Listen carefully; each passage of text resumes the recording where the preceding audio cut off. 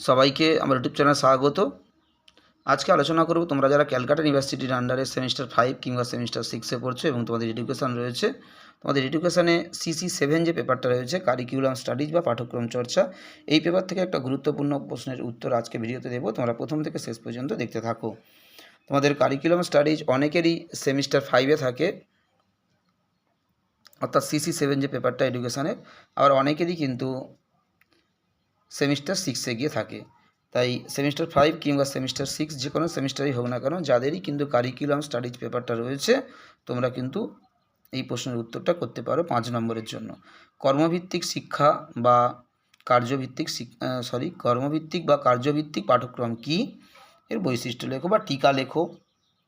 তোমাদের curriculum studies থেকে কিন্তু অলরেডি অনেকগুলো প্রশ্নের উত্তর আমি আপলোড করে দিয়েছি, যেমন পাঠ্যক্রমের পরিধি আলোচনা করো, পাঠ্যক্রমের মনস্তাত্ত্বিক ভিত্তি, দার্শনিক ভিত্তি, সমাজতাত্ত্বিক ভিত্তি, তোমাদের জ্ঞানভিত্তিক ও কর্মভিত্তিক পাঠ্যক্রমের পার্থক্য লেখো, পাঠ্যক্রমের আচরণগত দৃষ্টিভঙ্গি, পাঠ্যক্রমের সিস্টেম দৃষ্টিভঙ্গি, শিক্ষাকেন্দ্রিক পাঠ্যক্রম কী, এর বৈশিষ্ট্য লেখো, পাঠ্যক্রমের কার্যাবলী লেখো। তোমাদের কিন্তু অলরেডি অনেকগুলো প্রশ্নের উত্তর আমি কিন্তু আপলোড করে দিয়েছি এবং কন্টিনিউ আপলোড চলছে। আরও গুরুত্বপূর্ণ প্রশ্নের উত্তর পরপর আপলোড করা হবে। এগুলো সবই তোমাদের কারিকুলাম স্টাডিজের প্রথম অধ্যায় থেকে এই প্রশ্নের উত্তরগুলো যেগুলো বললাম, এগুলো অলরেডি আপলোড করা হয়ে গেছে। এবং আরও গুরুত্বপূর্ণ প্রশ্নের উত্তর এবারে তোমাদের দ্বিতীয় অধ্যায় যে রয়েছে কারিকুলাম স্টাডিজের কন্টেন্ট সিলেকশান, বিষয়বস্তু নির্বাচন, ওখান থেকে কিন্তু আরও গুরুত্বপূর্ণ সব বড় বড় প্রশ্ন এবং 5 নম্বরের টিকাও কিন্তু সমস্ত আপলোড করা হবে। তোমরা যদি উত্তরগুলো পেতে চাও অবশ্যই সাবস্ক্রাইব করে কন্টিনিউ ফলো রাখবে, তাহলে তোমরা